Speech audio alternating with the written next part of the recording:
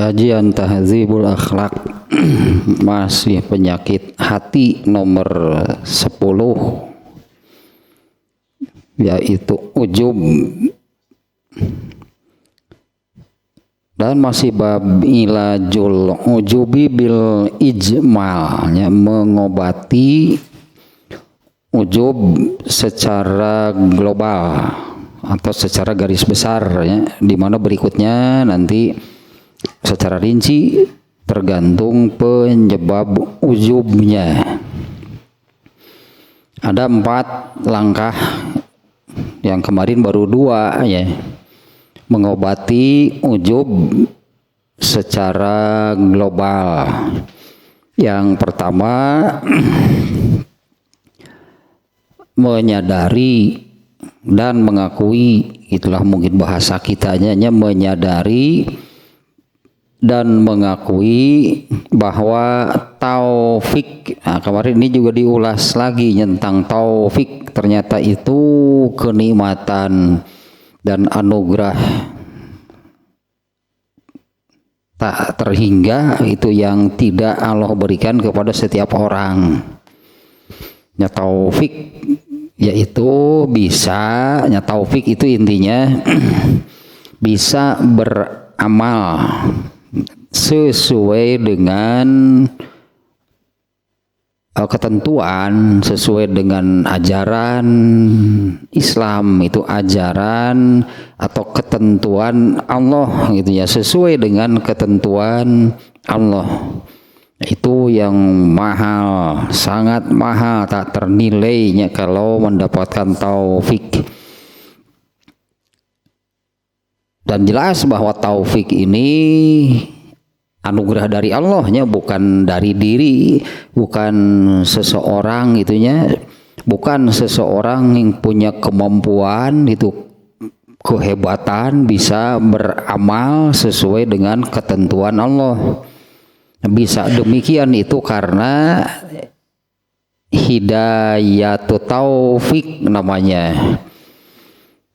Nah, ini harus disadari, harus diakui bahwa bisa demikian, ya, bisa beramal sesuai dengan ketentuan Allah. Itu Allah lah yang memberi taufik. Nah, kalau ini disadari, ya, diakui, itu bahwa sebagai manusia tidak akan memiliki kemampuan demikian tanpa anugerah taufik dari Allah. Nah, tentunya ini yang muncul, gitu ya, yang muncul dari kesadaran demikian itu adalah bersyukur. Ya, bukannya ujub, artinya yang muncul adalah rasa bersyukur kepada Allah. Nah, kalau sudah bersyukur demikian, pasti itu tidak akan ada ujub di dalam hatinya. Nah, kemudian yang kedua, yang kemarin, ya, yang kedua mengakui, menyadari dan mengakui juga bahwa segala kenikmatan yang Allah berikan itu,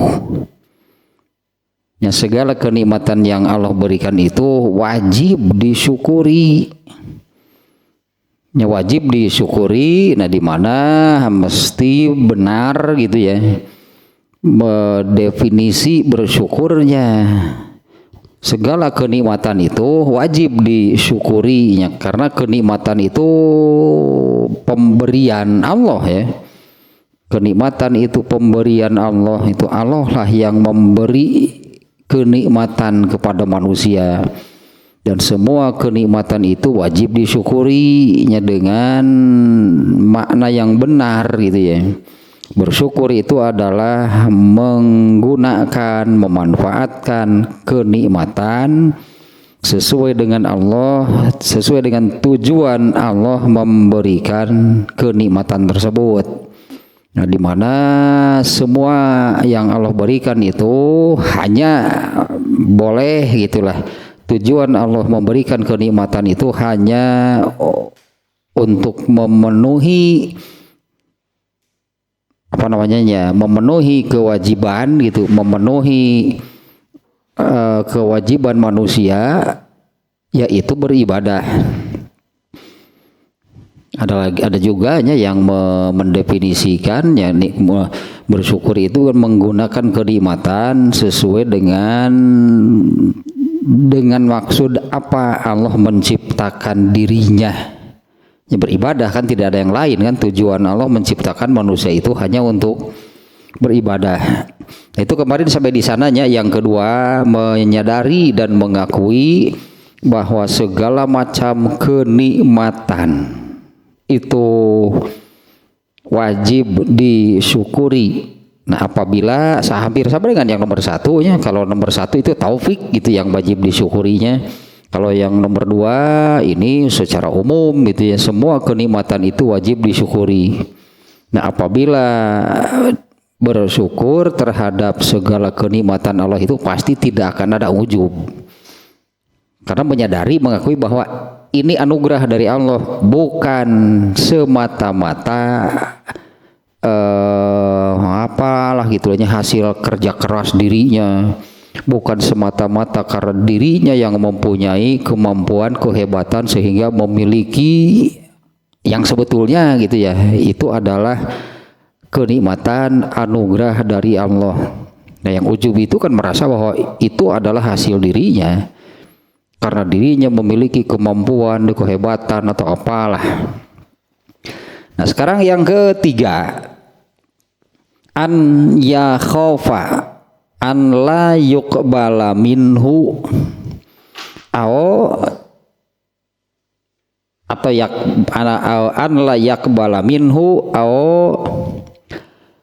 yaslabun nu'ama allati an'ama alaihi. Harus gitunya, ini kan untuk menghilangkan ujubnya, harus memiliki rasa takut kalau ibadahnya itu tidak diterima oleh Allah.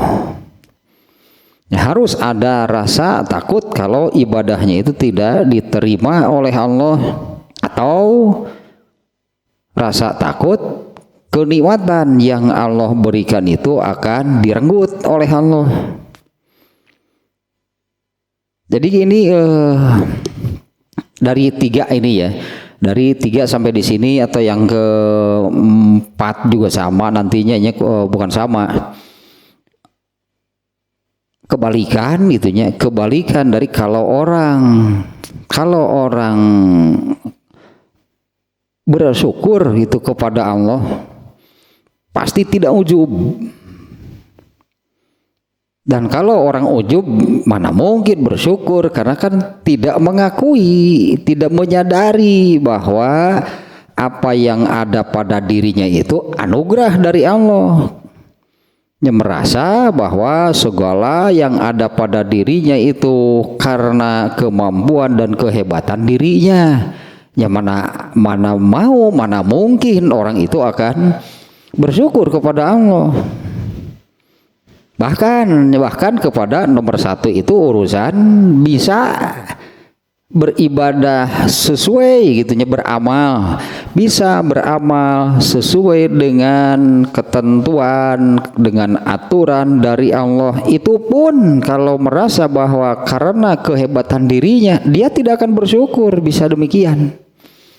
Ya, dia tidak akan bersyukur bisa beramal sesuai dengan ketetapan dan ketentuan dari Allah, nggak akan ada bersyukur. Padahal bisa demikian itu disebutnya hidayatut taufik, itu anugerah, itu petunjuk. Hidayatut taufiknya bisa demikian itu karena Allah memberinya petunjuk taufik hingga bisa demikian. Nah, yang ketiga ya barusan nih ya, an yakhofa an la yakbala minhu. Harus berarti ada rasa takut kalau Allah tidak menerima ibadahnya. Nah, di mana ibadah itu? Di dalam bab ini nih, kemarin itu di dalam bab jurus setan. Di dalam bab jurus setan dia nomor berapa? Nomor 6 kalau nggak salah ya. Yang ini nih, nomor 5, nomor 6. Tapi yang ini nih masalahnya. Diakui atau tidak, artinya ya, diakui atau tidak, segala bahkan dirinya sendiri kan, bahkan dirinya sendiri yang diadakan gitu, diciptakan oleh Allah.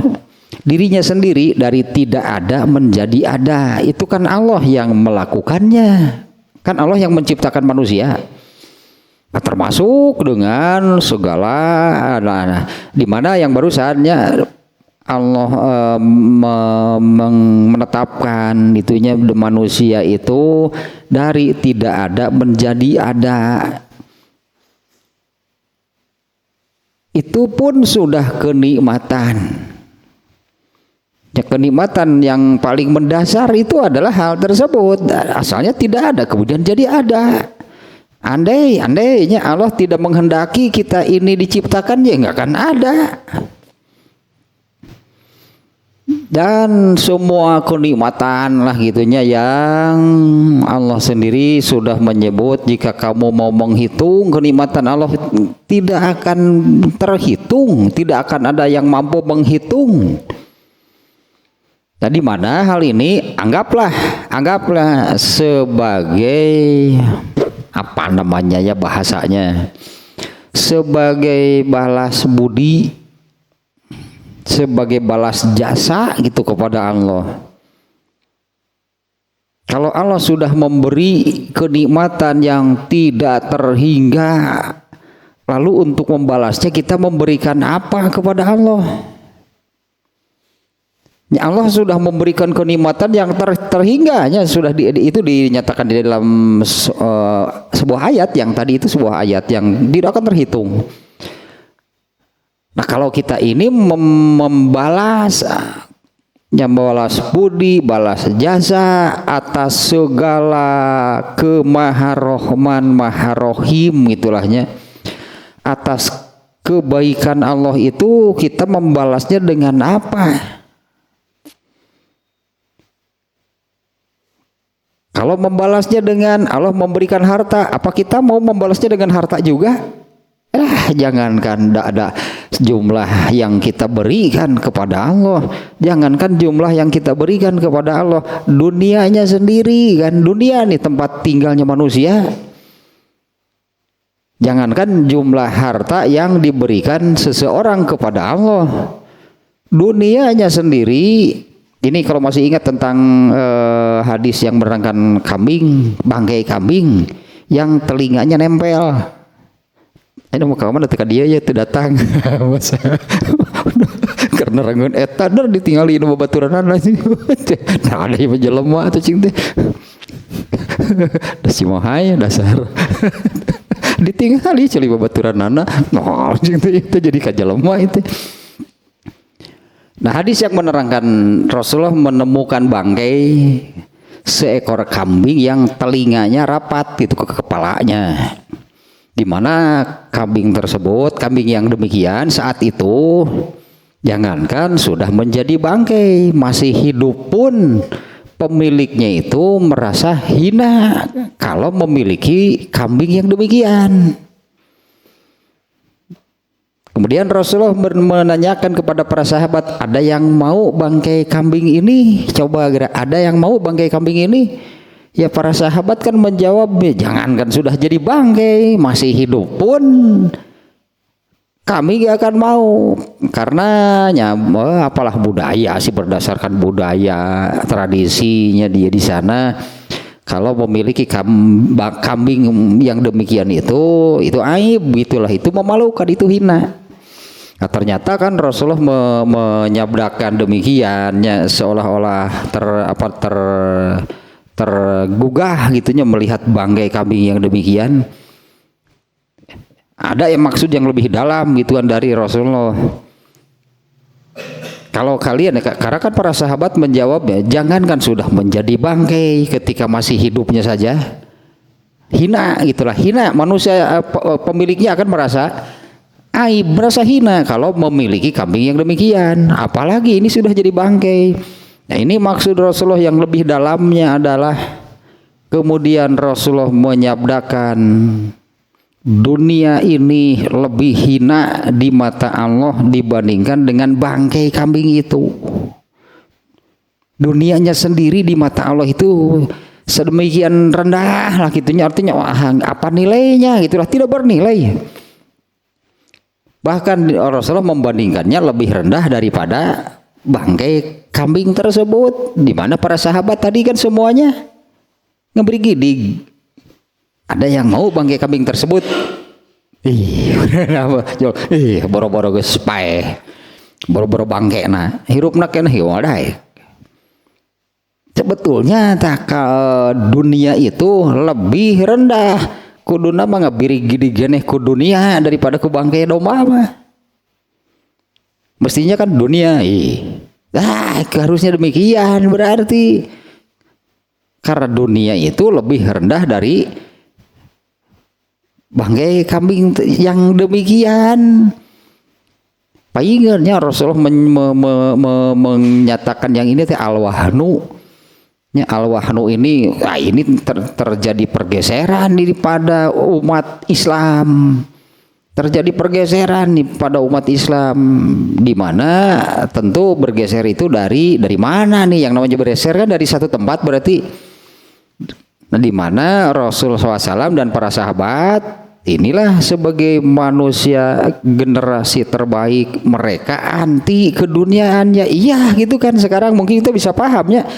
Kenapa para sahabat anti keduniaan? Ya iyalah, lebih hina daripada bangkai kambing, masa mau dikejar? Ditawari bangkai kambing saja yang lebih baik, berarti bangkai kambing ini lebih baik dari dunia. Mereka menolak, apalagi dengan dunia itu yang sudah betul-betul dipahami berarti oleh para sahabat. Sudah betul-betul dipahami, betul-betul bisa dirasakan kalau dunia itu lebih hina daripada bangkai kambing. Ya mana mungkin dikejar, mana terus dikejar untuk didapatkan, pandi asong-asong ya embung. Ya dunia ini lebih, dunianya saja seperti itu. Apalagi jumlah harta misalnya yang dipersembahkan oleh seseorang kepada Allah sebagai tanda balas budi kepada Allah. Paling injeng serikeun Allah teh sebenarnya mah. Paling Allah menertawakan. Rek balas jasa carinya sakitu teh nya. Beuring geus karasa hebat itu. Balas jasa kepada Allahnya itu adalah dengan ketaatan. Balas budi gitunya kepada Allahnya itu dengan ketaatan terhadap Allah. Ya namanya taat itu kan artinya menaati ketentuan, ketetapan, aturan gitu dari Allah. Itu yang namanya taat. Nah itu bentuk balas budi kepada Allah nih. Sehingga kalau sebutannya kan memberinya, Allah memberi kenikmatan. Nah manusia juga memberi kepada Allah. Makanya semua ketaatan garis miring gitu, ketaatan teh ibadah garis miring amal soleh itu disebutnya persembahan, mempersembahkan kepada Allah. Nah itu yang balas budi, balas jasa itu dengan ketaatan kepada Allah. Tapi kan kebetulan dan ya berkaitan dengan ayat kemarin yang di surat Abasa. Kalla lamma yakdima amaroh, benar-benar teu boga cado, alah bahasa dasar teu boga polo, dasar teu boga otak, cek Allah mun nyarekan teh sebenarnya mah. Kalla lamma yakdima amaroh teh manusia itu belum juga melaksanakan apa yang Allah perintahkan. Padahal itu balas budi kepada Allah itu dengan cara taat, melaksanakan apa yang Allah perintahkan, apa yang Allah tetapkan, meskipun terbayar nggak?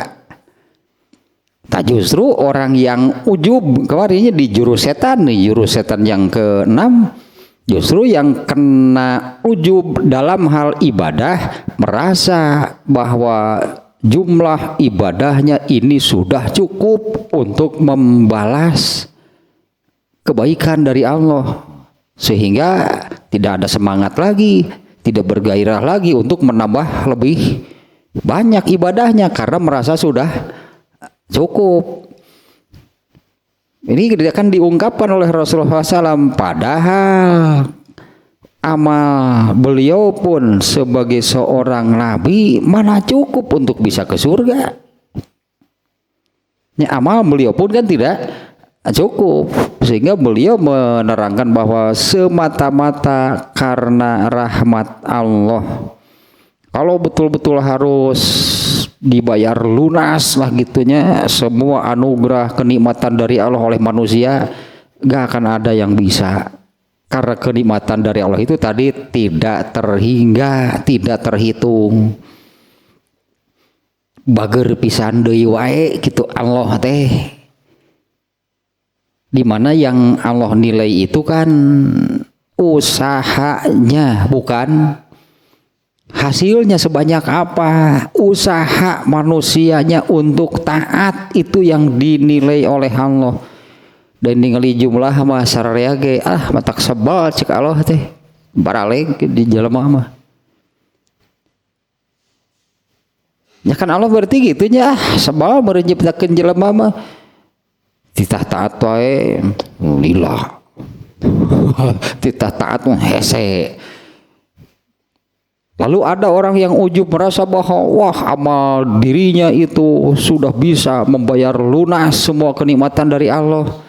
Mana ada amal seorang nabi saja yang sebetulnya tidak bisa. Nah semuanya bentuk ketaatan. Garis miring tadi sayanya ya, garis miring ketaatan itu berarti ibadah, garis miring amal soleh berarti ya, orang yang beribadah itu artinya dia orang yang taat. Orang yang bersama amal soleh itu orang yang mengerjakan amal soleh, artinya dia sedang beribadah, dia orang yang taat. Nah, berapa banyak ketaatan, seberapa tinggi, seberapa hebat ketaatan kepada seseorang. Seseorangnya ketaatan seseorang kepada Allah nggak akan cukup untuk membalas semua anugerah yang Allah berikan. Nah, tak untung Allah bager. Coba kalau benar-benar harus masuk surga itu berdasarkan jumlah amal, nggak ada satupun orang yang bisa masuk surga.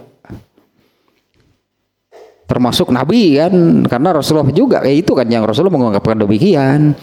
La yudkhilul abda al jannata amaluhu, yang memasukkan seseorang ke surga itu hakikatnya gitulahnya bukan jumlah amalnya. Kemudian para sahabat bertanya, wala anta ya Rasulullah, apakah engkau juga demikian? Iya sama. Walakin bi rahmatillah, kalau nggak salahnya lanjutan hadis nanti akan tetapi masuk surga itu karena rahmat Allah. Nah, tapi kan rahmat Allah ini diberikan kepada siapa? Ya kepada yang taat.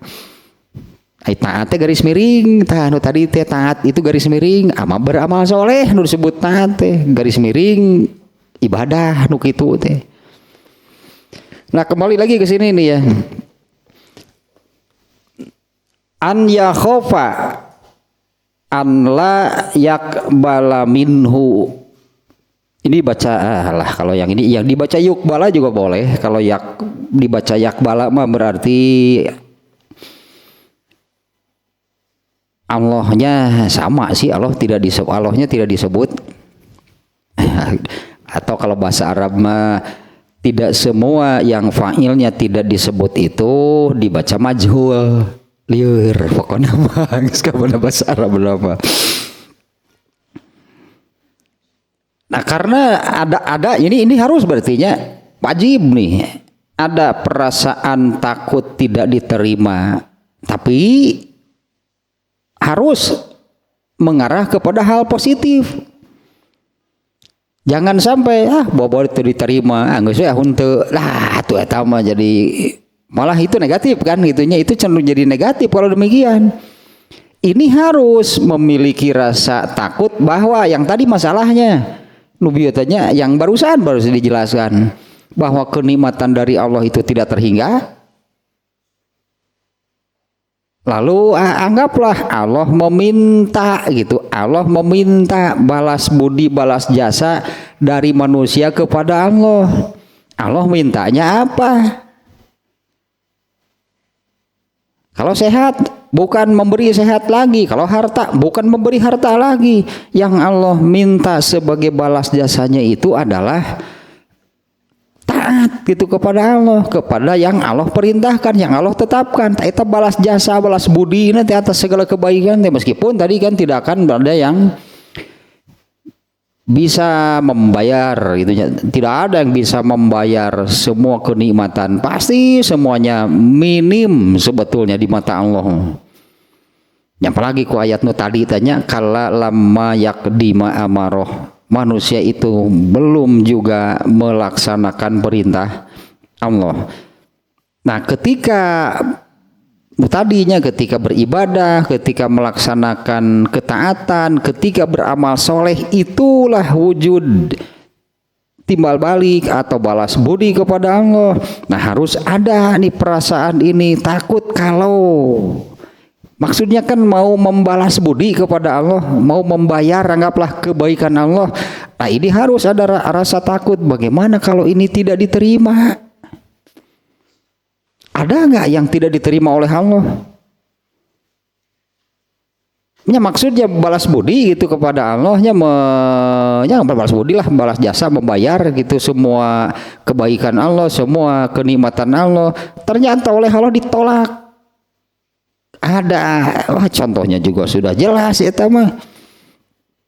Nu ieu teh Qabil tah gitu tah. Contoh ini kita ambil pelajarannya nih ya dari kejadian ini. Qabil itu melaksanakan apa yang Allah perintahkan, yaitu memberikan persembahan kepada Allah. Qabil dan Habil ya. Habil melaksanakan perintah Allah, memberikan apa yang Allah minta.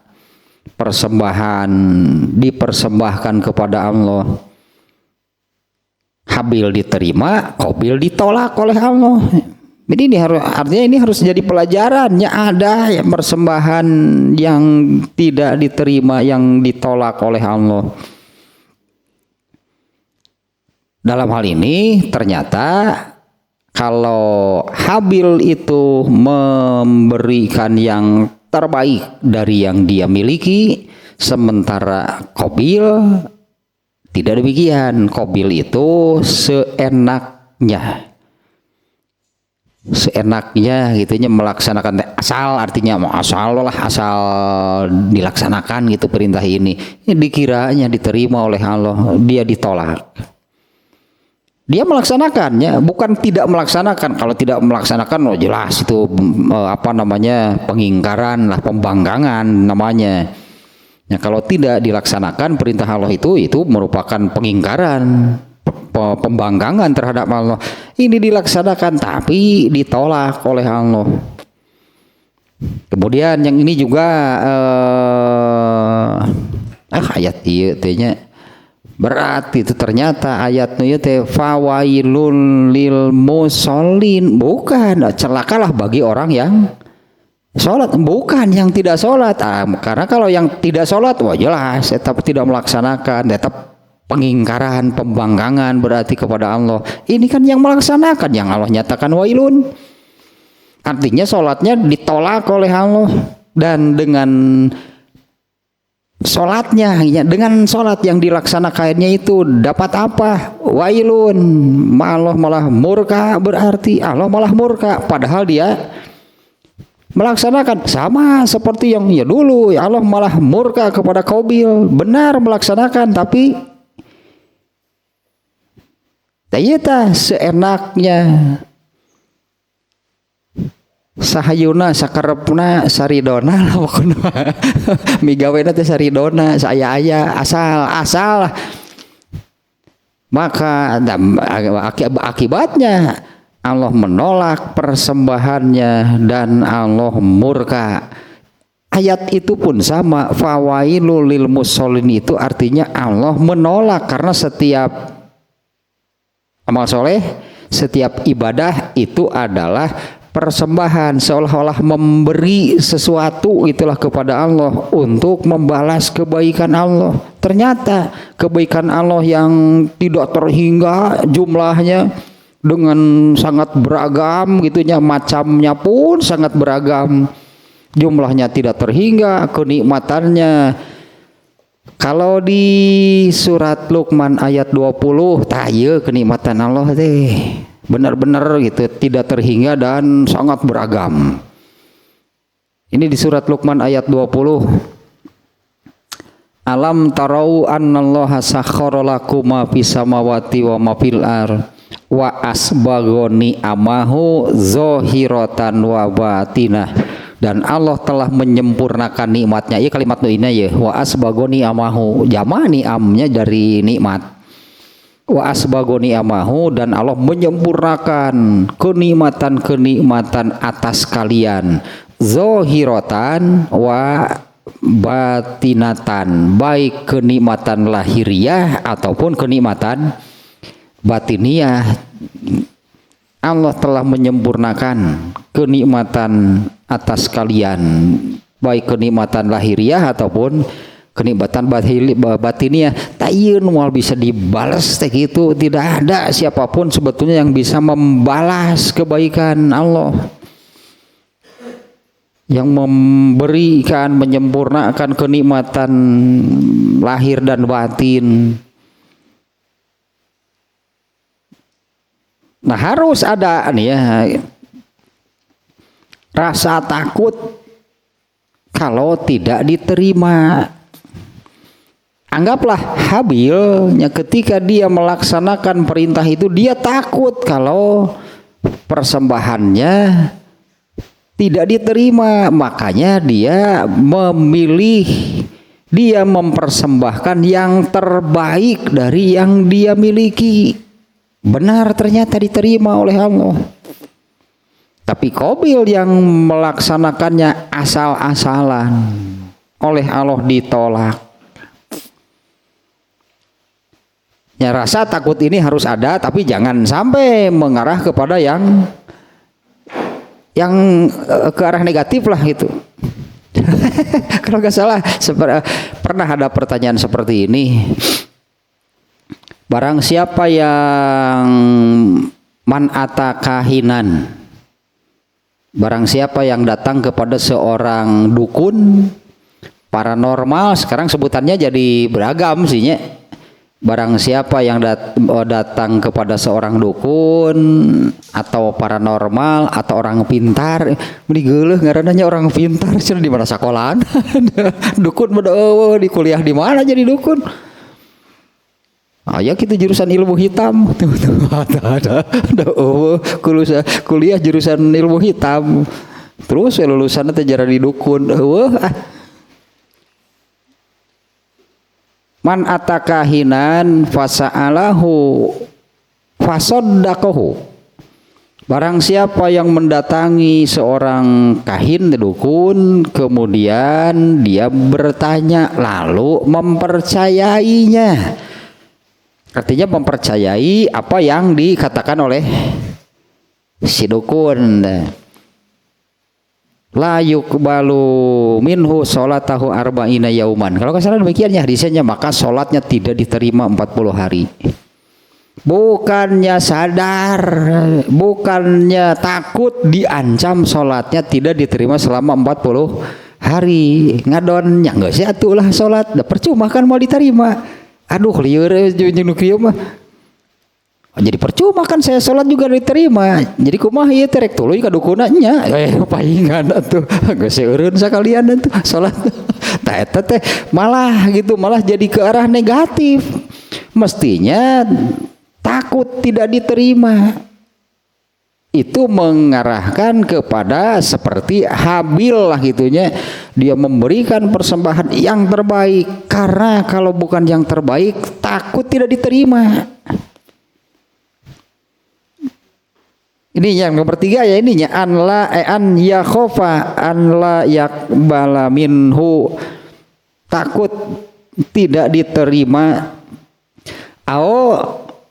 Yaslabanu amaa allati an'ama alaihi, atau ini harus ada rasa takut ini ya, atau nih ya, Allah akan merenggut semua kenikmatan yang telah diberikannya.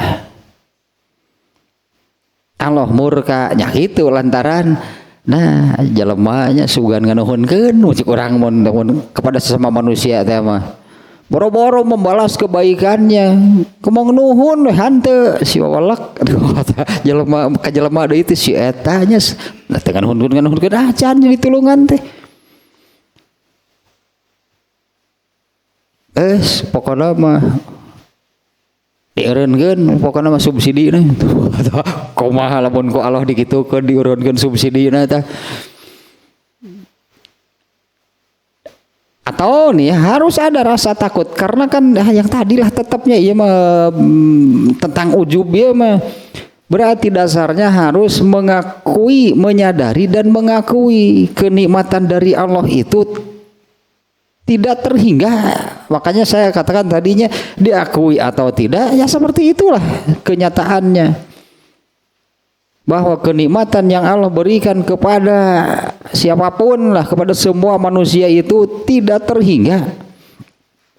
Apa tidak takut gitulahnya kalau kenikmatan itu kemudian Allah ambil kembali lantaran teu sadar-sadar jelema teh keukeuh we asa meunang manehna. Ujubnya berartinya ya ini kan ujub, tidak menyadari, tidak mau mengakui hal tersebut, seolah-olah semuanya itu karena dirinya, hasil kerja keras dirinya, karena kemampuan dirinya, kehebatan dirinya. Apa tidak takut kalau kemudiannya, apa tidak takut kalau Allah ambil lagi semua kenikmatannya? Urang balik deui kanu ieu dia teh kanu ieu nya nu paling berat teh ieu teh mau mensyukuri nikmat mah sehat dan waktu. Apa sehat bukan kenikmatan? Akan jelasnya hadisnya itu nikmatani, itu kan redaksi hadisnya dua nikmat. Ini katanya pun nikmatani, dua macam nikmat. Kan kenikmatan itu semuanya dari Allah. Kan kenikmatan itu pemberian Allah. Di mana nikmatani ini ya Rasulullah menyebutkan nikmatani ada dua macam kenikmatan.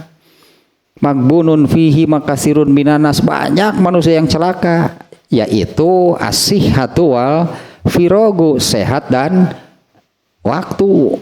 Kumaha mun ku Allah sehatna dicokot?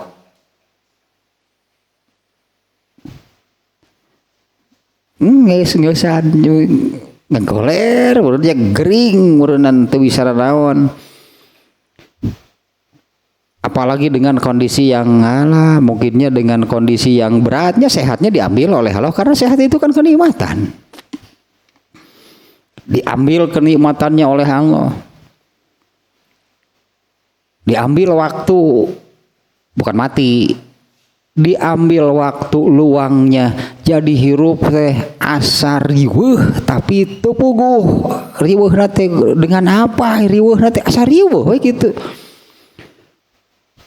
Nya asa riweuh kitu hirupna teh. Sementara kalau kondisi yang demikian itu pasti tungtungna teh para rusing hirupna teh ngeunah, hirup kitu diambil tah alfirogna.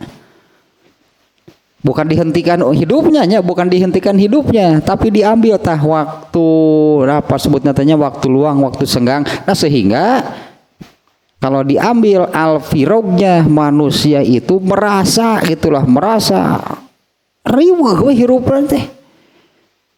Akhirnya nu riweuh kan tidak ada ketenangan, berarti tidak ada kenyamanan. Ya hirupna teh kitu nu riweuh teh. Ti hudang sare nepi garek sare deui teh pusing pokona asa riweuh gitu hirupna teh. Nah itu berarti diambil oleh Allah kenikmatannya. Kalau sehat mungkin kita lebih mudahnya ya memahami sehat itu anugerah, sehat itu kenikmatan dari Allah. Kalau diambil bagaimana? Diambil sehatnya berarti kan jadi sakit. So, sakit eureun-eureun dah seumur-umur, sehatnya diambil oleh Allah. Apalagi kan biasanya satu penyakit itu kalau tidak segera ditangani kan lebih parah dan bisa merembet ke hal-hal yang misalnya penyakitnya itu dari satu akibat dari penyakit ini ada juga organ atau badan lain yang kena, jadi dua rupa penyakitnya, jadi tiga, ya akhirnya kompilasi. Kok awak jadi kompilasi penyakit, kumpulan penyakit awak nanti diambil berarti kenikmatannya oleh Allah.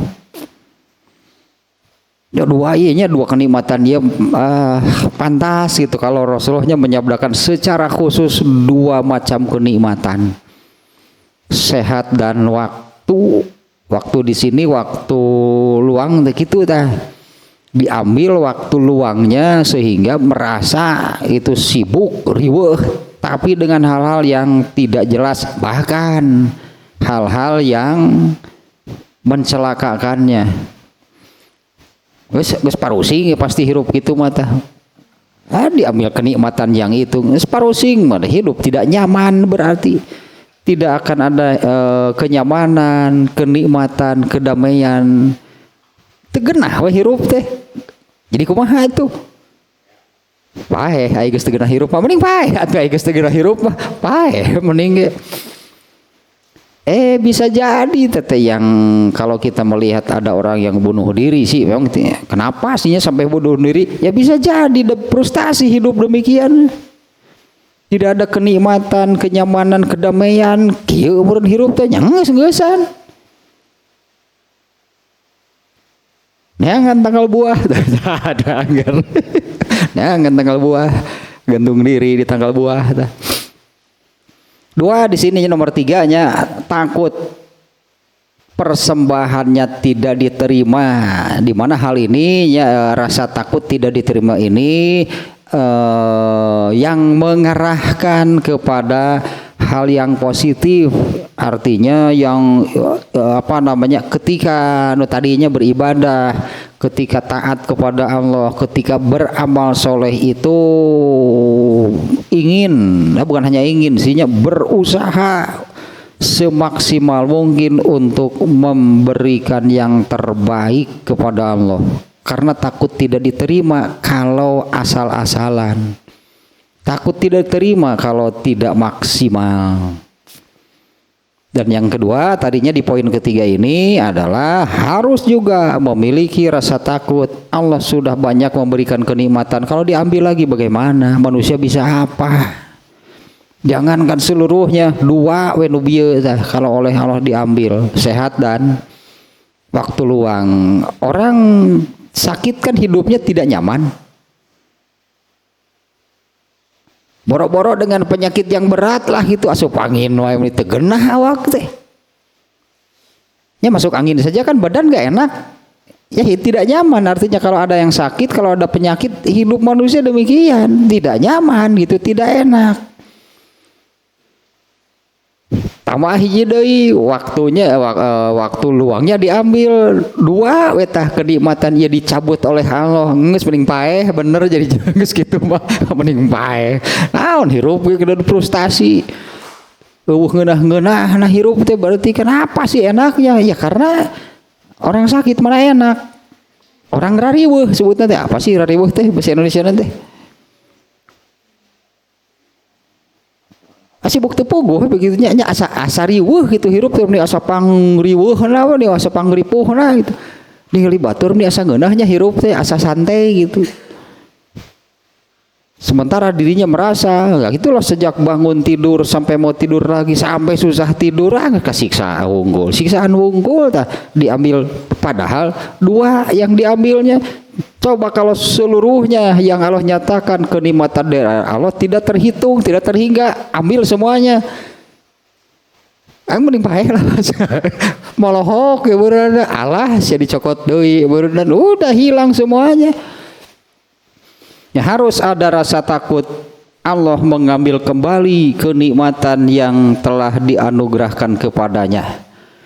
Nah kalau di sini fa inistaghalla bi khaufi zalika, nah apabila di dalam dirinya itu di sini bahasanya sih apabila sibuk dengan rasa takut tersebut, maksudnya ada dan tidak pernah hilang. Artinya tidak pernah hilang rasa takut kalau ibadahnya tidak diterima, rasa takut kalau kenikmatannya itu direnggut oleh Allah. Nah, kalau hal itu ada di dalam dirinya dan terus hal itu ada terus artinya seseorang tidak lupa dan tidak lalai akan hal ini, itulah disebut sibuk dengan rasa takut di sini. Ya, tidak lupa dan tidak lalai, selalu menyadari, selalu mengakui bahwa kalau tidak maksimal saya takut tidak diterima. Kalau tidak bersyukur saya takut kalau kenikmatan ini direnggut oleh Allah. Nah, maka orang yang seperti ini pun akan jauh dari ujub. Ya, berarti sembuhlah, hilanglah, atau tidak akan kena oleh penyakit ujub. Ya, kalau ada artinya bisa disembuhkan. Kalau sudah begini, kalau sudah ada rasa takut tidak diterima, kalau ada rasa takut kenikmatan yang Allah anugerahkan itu direnggut kembali oleh Allah, tong kabeh cek Allah teh lah dua siki we eta ambil oleh Allah ke gubrag jelema mah bener frustasi hirup gitu mah, tidak ada kenikmatan, kenyamanan, kedamaian. Sementara kan yang diinginkan oleh manusia itu adalah hidup bahagia, mau aya deui moal. Yang diinginkan oleh manusia mah hidup bahagia. Sebetulnya apapun lah yang dilakukan oleh manusia semuanya itu karena ingin bahagia, mata kikituan deh. Dengan berbagai macam cara, bahkan ada yang dengan cara yang ekstrim, sebutnya ekstrim, menentang maut, menentang adrenalin. Mau apa kikituan teh eta deket karena pipaeheun teh. Dari macam mana nama bahagia kalau ternyata lolos dari lubang kematian. Wah, nikmat teh. Eta pirgah yang gitu sebenarnya jelema teh. Padahal Allah sudah menjanjikan al-fauzul azim disebutnya. Allah menjanjikan kemenangan, keuntungan, kebahagiaan yang besar, kebahagiaan yang agung. Kalau kita melihat ayat-ayat yang Allah menjanjikan demikian, ini Allah janjikan kepada siapa? Di antara atunya surat As-Saff ayat 9 ya, yang menjanjikan demikian. Surat As-Saff ayat 9 ini diawali dengan seruan, ya ayyuhallazina amanu hal adullukum ala tijaratin tunzikum min azabin alim. Ya, wahai orang-orang yang beriman, inginkah aku tunjukkan kepada perdagangan, bahasanya tijarohnya, kepada perdagangan, kepada jual beli yang akan membebaskan kalian dari azab yang pedih. Tu'minuna billahi wa rasulihi. Nah, ini no jual beli teh, perdagangannya ayat ini itu semacam analoginya, Allah menyebut perdagangan. Tu'minuna billahi wa rasulihi, berimanlah kepada Allah dan Rasulnya. Wa tujahiduna fisabilillah bi amwalikum wa anfusikum. Bersungguh-sungguhlah, itu tuntutan dari Allah maksimal. Bersungguh-sungguhlah di jalan Allah, itu berarti kan di dalam ketaatan kepada Allah. Bersungguh-sungguhlah di jalan Allah bi amwalikum wa anfusikum, dengan harta dan diri kalian. Zalikum khairul lakum in kuntum ta'lamun. Nah, itulah yang terbaik jika kalian paham. Yaghfir lakum dzunubakum. Nah, ini lanjutan ayatnya. Pasti Allah mengampuni dosa kalian. wa yudkhilkum jannatin tajri min tahtihal anhar. Allah memasukkan kalian ke dalam surga yang mengalir di bawahnya sungai-sungai. Wa masakina thayyibatan, dan tempat tinggal yang baik. Gitulah surga artinya hese, sebetulnya tempat tinggal yang baik. Di ujung ayatnya zalikal fauzul azim.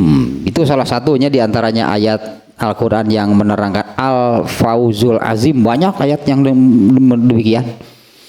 Padahal itu yang diinginkan oleh manusia. Eta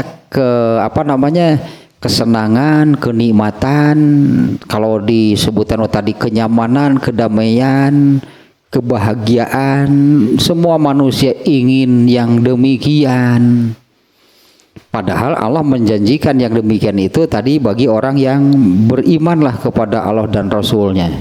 Bersungguh-sungguhlah di jalan Allah dengan harta dan diri kalian. Pasti yang diinginkan oleh manusia itu akan didapatkan, yaitu al-fauzul azim. Keuntungan, kenikmatan, kebahagiaan, segala ayalah didinya mah, bahkan dengan al-fauzul azim, dengan keuntungan, kenikmatan, kebahagiaan yang azim, itu yang tak terhingga deui wae itu eta teh. Tak terhingga, tidak akan terjangkau oleh manusia. Seperti apa gitu yang al-fauznya itu seperti apa? Nah, kalau Rasulullah SAW menggambarkan dia teh anu sebut yang namanya surga itulah, redaksi hadis itulah ainun ro'at, tidak ada mata yang pernah melihatnya, wala uzunun sami'at, tidak pernah ada telinga yang mendengarnya, wala khotorun naon redaksina teh, dan tidak akan ada juga akal manusia yang mampu menggambarkannya itu surga. Eta al-fauzul azim. Nah, itu yang Allah janjikan, itu sebetulnya kan yang diinginkan oleh manusia. Nyon eta we ari taatna mung sok oon kitu atuh cek Allah teh nu ieu teh nu dungu teh pan eta tanya hadis nu dungu teh manita ba'a hawahu, hidup sesuka hatinya, ari hirup kumaha manehna hayang ka surga bebeja ka Allah teuing cek Allah teh. Tidak ada ketaatan kepada Allah, berarti taat kepada Allahnya enggak ada, tapi dia berharap kepada Allah. Daftar ke Allah teh abdi hoyong ka surga, sae cek Allah teh nya sok baris titah baris padahal ditukangan mah Allah ngarek-ngarewas ka malaikat eta tar belah eta giwing serta geuleuh ningalina ge eta teh giwing gitu geuleuh ningalina ge hirup kumaha manehna ari ka surga gitu, bebeja laporan ka Allah yang dilebetkeun abdi ka surga. Mangga cek Allah sekebanya baris padahal ke malaikat itu tah eta cenah geuleuh ini lagi. Nah, yang keempat, ininya yang ketiga, tak untuk menghilangkan ujub itu harus ada rasa takut ibadahnya tidak diterima, dalam arti positifnya mendorong supaya kalau ibadah itu maksimal, tidak asal-asalan. Kemudian yang kedua, takut kalau kenikmatan itu diambil tong kabeh tadi gila dua weta sehat jeung waktu luang riweuh hiripuh hirup kitu teh jaba gering jaba asa pangriweun tah geus eta nya mending ngeusan lah kalau kumaha geus ka dokter minta suntik mati lah gitu ka dokter teh minta suntik mati gitu atawa ka ieu KOB pengulikeun baygon gitulah pengulikeun baygon lah gitu nu cair langsung ditinyu teh make nutrisari ya apa ada rasa jeruk di inum mah di inum mah rasa jeruk teh oke eta teh. Yang keempat, an yanzuru ila dzunubihi allati aznaba qabla zalika, kalau di sini bahasanya seperti poin kedua, an yanzuro ila zunubihi. Kalau yang nomor 2, an yanzuro ilan nu'amai, menyadari dan mengakui kenikmatan-kenikmatan yang Allah berikan kepadanya. Itu yang nomor 2-nya. Nah, yang nomor 4 nih, an yanzuro ila zunubihi, apa bahasanya? Yanzuro melihat sih asalnya. An yanzuro ila zunubihi, melihat dosa-dosanya sendiri. Artinya kan mengakui juga. Apalagi kalau kitanya sendiri masih ingat dosa yang kita lakukan itu yang ini. Bari teu kahitung sebenarnya mah ya nu inget nawe bonggol. Ya mengakui berarti kan ya itu saya sendiri gitu. Katakanlah seseorang mengatakan ya saya sendiri masih ingat dosa saya yang lalu itu apa saja gitu. Nah, di mana dengan dosa tersebut nih, dengan banyak pasti sebetulnya. Karena dosa itu kan terdiri dari 2. Ada yang disadari gitu. Waktu melakukannya itu dalam keadaan sadar ini dosa dan ya teruslah dilakukan. Itu disebutnya dosa yang disadari dan yang tidak disadari. Loba pisan berarti jelema teh dosa nanti. Yang disadari saja era sorangan, loba teuing ari urang dosa teh, itu yang disadarinya. Yang tidak disadari ternyata lebih bisa jadi lebih banyak kan. Nah, artinya meskipun tidak mesti menyebutkan mengingat satu persatu, nggak salah simpulkan loba dosa urang teh, artinya kan demikian. Banyak dosa gitu sebagai sebagai manusia itu. Kalaupun yang disadarinya, anggaplah yang disadarinya iyalah mengakui yang disadarinya ada tapi sedikit, yang tidak disadari teh bisa jadi banyak. Ini juga untuk mengarah ke hal positifnya, mengakui dirinya itu sebagai orang yang banyak dosanya. Fa iza khofa an yurajjaha sayyi'atuhu ala hasanatihi. Nah, maksudnya andainya kita ini bukan andai sih. Kalau kita punya amal soleh enggak? Ya iyalah, masa enggak? Nya tara mah puguh deui, meureun nu tara mah nu tara aya nu taranya tara teh. Misalnya kalau kita ambil satu contoh, orang yang tidak mengerjakan sholat, ya jelas itu tidak taat. Padahal kan kalau mengerjakan sholat itu kan amal soleh. Nah, ini ternyata tidak dikerjakan, dia berarti tidak punya amal soleh. Ada yang merasa punya amal soleh, mengerjakan sholat, ternyata wailun, di amal soleh itu sebenarnya mah. Ya ternyata sholatnya itu kena oleh wailun, sholatnya itu malah mendatangkan kecelakaan. Nah, dalam hal ini anggaplah orang yang punya iman sebesar debu pun pada akhirnya kan akan ke surga. Berarti orang ini punya amal soleh. Karena iman sendiri itu adalah amal. Orang yang punya iman sebesar debu berarti punya amal soleh berupa iman. Ternyata akhirnya ke surga, meskipun setelah menjadi penghuni neraka paling lama, akhirnya ke surga juga. Berarti orang ini punya amal soleh. Nah, dalam hal ini yang nomor 4 nih ya yang tadi lah yang disadari saja sangat banyak, apalagi ditambah dengan yang tidak disadari. Disebutkan satu persatu, terlalu banyak lah, makanya sudah simpulkan saja. banyak dosa, itulah bahwa kita ini banyak dosa. Maksudnya mengakui demikian supaya bagaimana kalau ternyata dosanya itu lebih banyak dari amal solehnya. Ini juga maksudnya jangan ke hal negatif, jadi frustasi deui wae, kagok karo gitu mah. Nya kagok teh gitu malah keinginannya itu menambah dosa.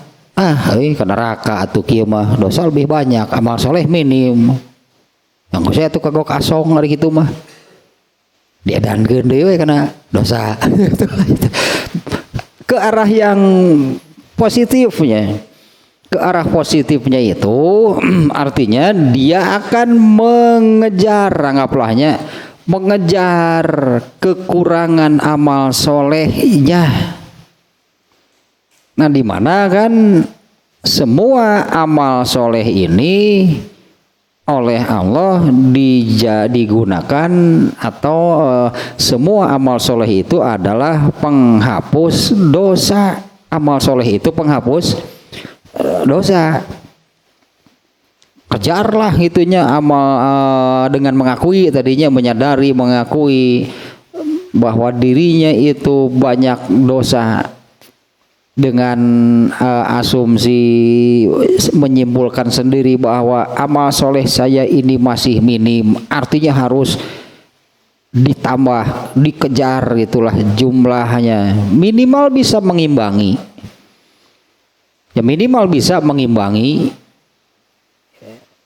Kalau kita angkakan misalnya, ya kita ambil contoh, kalau dosanya 1000, kita merasa amal soleh ini ya paling baru 200, ya kejar berarti 800 dah. Ya sehingga kan lebih ini ke hal yang positif ya. Sehingga banyaklah itu dia beramal soleh untuk mengejar kekurangannya. Nah, kalau demikian, nah ini juga orang yang demikian akan terhindar dari ujub. Orang yang demikian akan selamat dari ujub. Karena yang ujub itu yang sebelumnya afatul ujubnya, bahaya dari ujub. Ini di judul sebelumnya nih, bahaya dari ujub. Yang awal di sini dimunculkan adalah ujubnya itu melupakan dosa, kena oleh ujub akan melupakan dosa, seolah-olah dia aman itu dari dosa-dosanya. Menganggap enteng kan kemarin kan, menganggap sepele itu urusan dosa karena merasa bahwa dosanya itu sedikit. Ujub yang demikiannya itu sudah dosa, dan bahayanya kalau orang sudah menganggap enteng urusan dosa berarti dia akan mudah melakukan perbuatan dosa. Kemudian merasa amal solehnya sudah cukup, bahkan lebih dari cukup. Kalau sudah demikian maka dia akan berkuranglah, minimal semangat beramal solehnya berkurang karena merasa sudah cukup, bahkan lebih dari cukup. Semangat beramal solehnya berkurang. Jadilah orang yang kalau urusan dosa jadi mudah melakukan karena menganggap enteng. Tapi kalau untuk beramal soleh malah jadi susah untuk melakukan karena ya buat apa amal soleh saya kan sudah cukup. Amal soleh saya kan sudah banyak. Nah, ini yang keempat nih ya, untuk menghilangkan ujub itu, yaitu dengan hal seperti ini.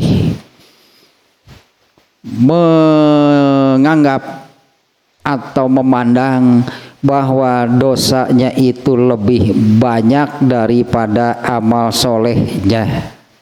Sehingga yang muncul itu adalah keinginan untuk terus menambah jumlah amal soleh dan meminimalisir dosa supaya amal solehnya ini bisa mengimbangi atau bahkan lebihnya, bahkan lebih dari jumlah dosanya, baru aman. Ya, baru amannya gitunya, tapi jangan merasa aman. Pokoknya mangga beramal soleh lah sampai akhir hayat gitu, untuk terus menambah supaya minimal bisa mengimbangi jumlah dosanya. Dan tentu saja kalau bisa kan harus jumlah amal soleh itu sebetulnya harus jauh lebih banyak daripada dosanya. Nah, dengan seperti ini maka juga ujub tidak akan ada. Yang ada adalah keinginan untuk terus beramal soleh. Nah, fakaifa jubul mar'u bi amalihi wala yadri maza yakhruju min kitabihi. Ini terakhir nih, bagus nih kalimatnya nih. Bagaimana seseorang itu bisa ujub, merasa aman tadinya, merasa aman kalau di bab afatul ujub, merasa aman karena merasa dosanya sedikit dan merasa amal solehnya itu sudah menggunung, itulah merasa aman berarti. Nah, bagaimana mungkin seseorang bisa demikian, wala yadri ma yakhruju min kitabihi yaumal qiyamah, sementara dia sendiri tidak mengetahui keputusan apa yang akan muncul berdasarkan catatan amalnya. Karena manusia sendiri sebetulnya kan ya karena pasti berdosa, ya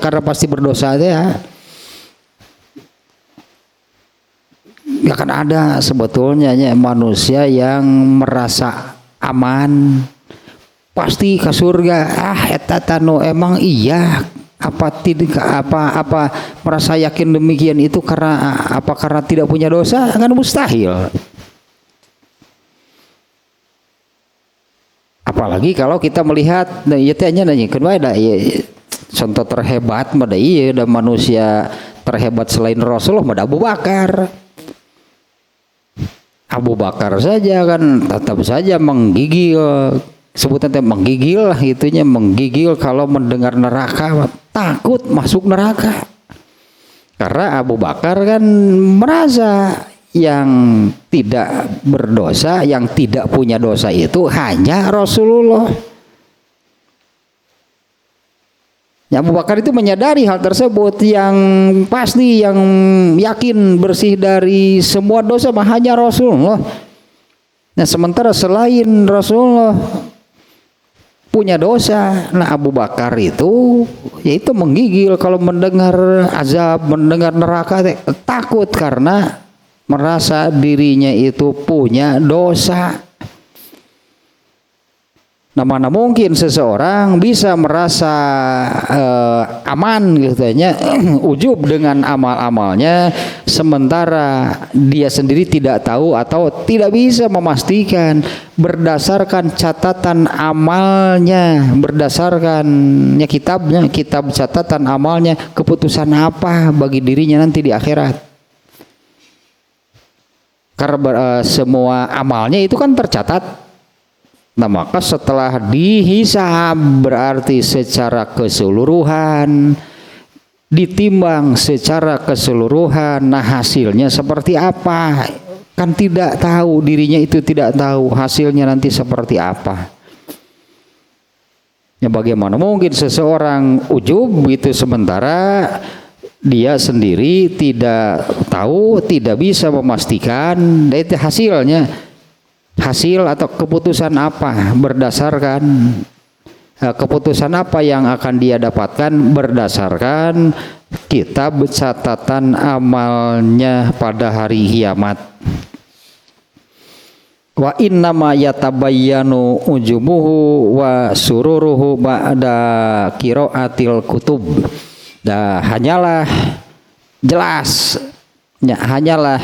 jelas apakah dia itu intinya bahagia atau celaka ba'da qiraatil kitab, setelah yaitulah diperiksa catatan amalnya, nanti jelas keputusannya seperti apa. Apakah termasuk orang yang bahagia atau orang yang celaka. Terus opat tanya berartinya 4 langkah, 4 cara mengatasi ujub ini secara global. Ya, secara global. Nah, nanti berikutnya aksamu ma bihil ujubu wa tafsilu ilajihi.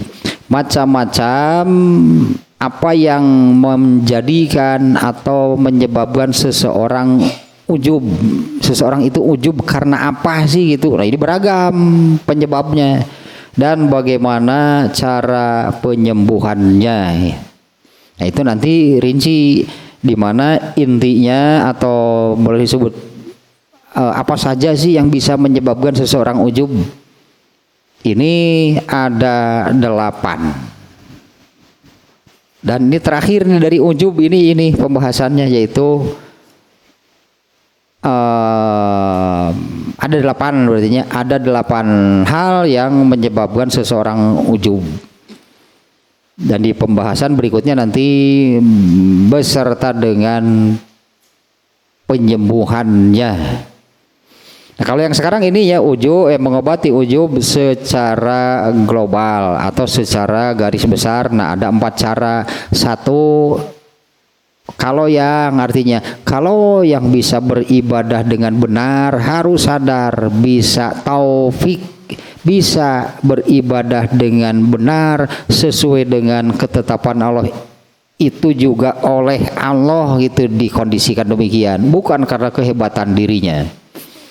Kemudian yang kedua, menyadari bahwa segala kenikmatan dari Allah itu wajib disyukuri. Kalau mensyukuri segala kenikmatan Allah, pastilah gitunya akan selamat dari ujub. Yang kedua ini menyadari, mengakui bahwa segala sesuatunya lah gitu itu adalah anugerah dari Allah, sehingga dia bersyukur dan selalu gitunya, dan selalu yang ini nih, selalu memandang bahwa amalnya, ibadahnya yang dalam tanda kutip itu untuk balas budi kepada Allah itu selalu masih saja sangat sedikit. Nah, sehingga bersemangatnya itu untuk ya teruslah menambah ibadahnya, menambah amal solehnya. Nah, yang ketiga barusan takut tidak diterima dan takut kalau kenikmatan itu direnggut oleh Allah. Yang terakhir, memandang bahwa dosanya itu jauh lebih banyak dibandingkan dengan amal solehnya. Ke arah positif juga tadi maksudnya, sehingga ya bersemangatlah untuk terus menambah amal soleh dan meminimalisir dosa. Kalau bisa gitu, dosanya jangan ditambah lagi. Nah, amal soleh yang terus ditambah, minimal untuk mengimbangi jumlah dosanya. Lebih dari itu kan bukan hanya untuk mengimbangi, lebih dari itu ingin itu jumlah amal solehnya itu jauh melebihi dosa-dosanya.